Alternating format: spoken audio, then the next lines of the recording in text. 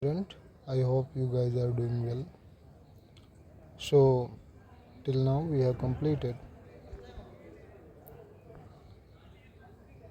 up to sources of constitution. Okay, now we will be dealing with preamble of constitution, the very important part of the constitution that defines the basis of the constitution, that defines the ideology of constitution. Okay, so let's go ahead. American Constitution was the first to begin with the preamble. Okay, so America was the first country who made its constitution that was comprising preamble. Okay, preamble to Indian Constitution is based on objective resolution. We know the adopted and moved by Pandit Nehru. Okay, and adopted by Constituent Assembly. In previous lecture, we also talked about this objective resolutions as well. So let's go ahead. Preamble reflects mind of constitution makers. Okay. Preamble reflects mind of constitution. Preamble reflects the ideology, the basis of the constitution on which our constitution is made. Okay. It has been amended by 42nd Constitutional Amendment Act 1976, which added three new words: socialist, secular, and integrity. Okay. Before 1976 or before 42nd Constitutional Amendment Act, we don't have socialist, secular, and integrity word in the preamble. Okay. It was added by 42nd Constitutional Amendment Act of 1976, and most importantly, this 42nd Constitutional Amendment Act of 1976 has its separate fan base in Indian Constitution. Okay, it is also known as mini Constitution. So let's go ahead.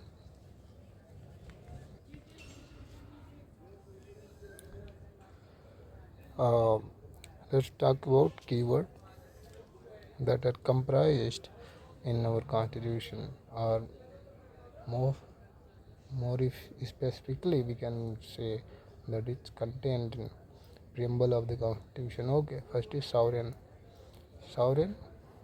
Sovereign implies India is neither a dependency nor a dominion of any other nation, but an independent state free to conduct its own affairs, both internal and external. So, preamble contains this word sovereign. Sovereign implies that we are independent and all the external and internal decision, all the internal and external affairs will be conducted by our own ideology, our own roles. Okay, so later we will be talking about socialist. So let's talk about this. So socialist, and this socialist, secular, and integrity. So socialist word also it was added in 1976 after 42nd Constitutional Amendment Act. Okay, so Congress party itself adopted a resolution to establish a socialistic pattern of society in its Avadi session. Okay, Congress party itself adopted a resolution, means Congress party means INC, Indian National Congress, in its Avadi session. It clearly adopted a resolution that aims to establish a socialistic pattern of society. Okay, so Indian brand of socialism is democratic socialism and not a communistic socialism, also known as state socialism.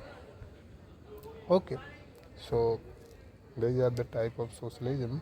So Indian socialism is democratic socialism. Okay, and it is not a communistic or state socialism. So democratic socialism holds faith in mixed economy where both public and private sector coexist side by side. Okay, this is democratic socialism. In democratic socialism, there is availability, there is introduction of mixed economy where both public sectors as well as our private sector coexist without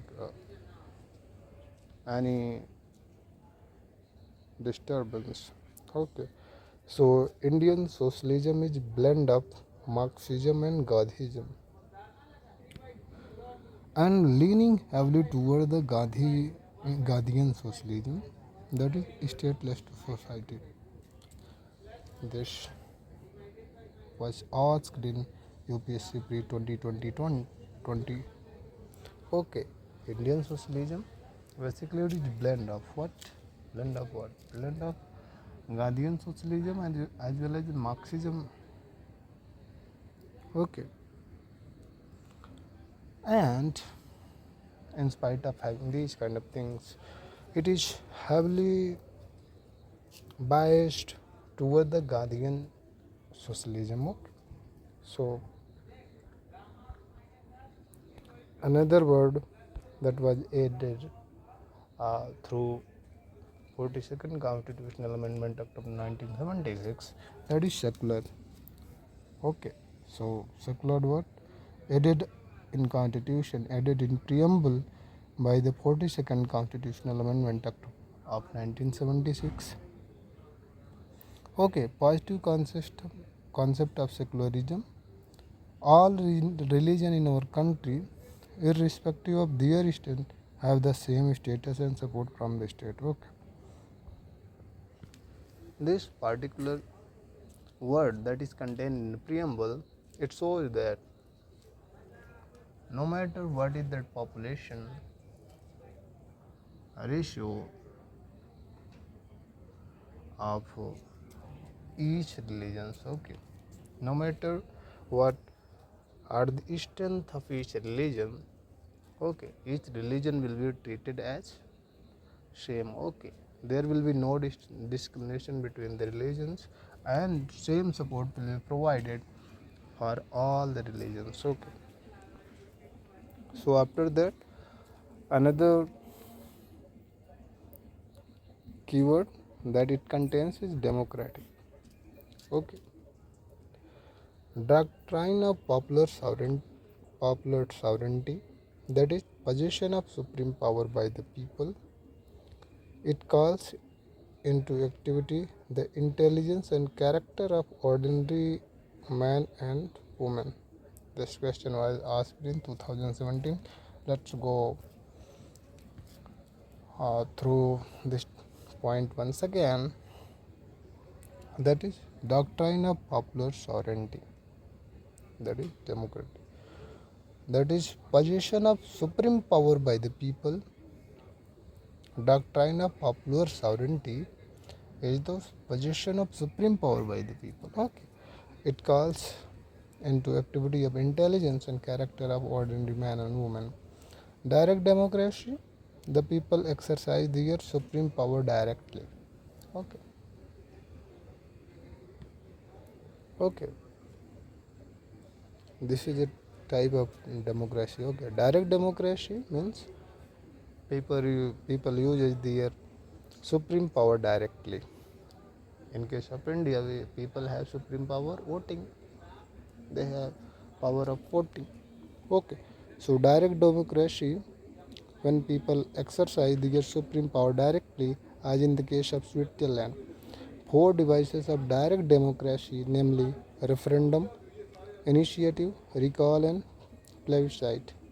Okay, so these 4 devices are included in direct democracy, that a referendum,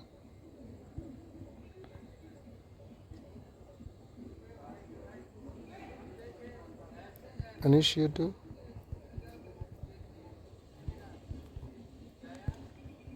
recall, and plebiscite. Okay, so these are four devices of direct democracy. Okay, and what is referendum? Referendum is a procedure whereby a proposed legislation is referred to the electorate for settlement of their direct vote. Initiative is a method by means of which the people can propose a bill to the legislature for enactment. And recall is method by which the voters can or remove a representative or official before the expiry of his term when he fails to discharge his duties properly. And plebiscite, on the other hand, is a method of obtaining the opinion of people on any issue of public importance. It is generally used to solve territorial disputes. Okay, so the devices of direct democracy are this: referendum, recall, plebiscite, and initiative. So once again, let's go through these topics. That first one is referendum. Referendum is a procedure whereby a proposed legislation is referred to the electorate for settlement by their direct votes. Okay. Initiative is method by means of which the people can propose a bill to the legislature for enactment. This is what? This is initiative. And in case of recall, it is a method by which the voters can remove a representative or an official before the expiry of his term. Okay. Why they do so? If he or she is failed to discharge his or her duty properly, then recall takes place. Okay. And on the other hand, plebiscite is a method of obtaining the opinion of people on any issue of public importance. Okay. It is generally used to solve territorial dispute. If we have territorial disputes, then plebiscite can take place. Okay. Here basically public opinion are taken to issue the sorry to resolve any issue territorial dispute. And this is good one. In indirect democracy, the representative elected by the people exercise the supreme power and thus carry on the government and make the laws. For example, India. Okay, in indirect democracy, the representative that are elected, okay, they are elected by the people, and these representative exercise the supreme power and thus carry on the government, okay, and make the laws for country, for nation. Okay, in indirect democracy, this. Okay, the principle of liberty, equality, and fraternity are not to be treated as separate items in a trinity. They form a union of trinity in the sense that the divorce one from the other is default the very purpose of the democracy. So for this lecture, that is enough. Okay, there are few more keywords of the preamble that will be covered in next video. Up to then, stay tuned, stay safe, and stay happy, and achieve the goal what you want to do. Thank you. Bye bye.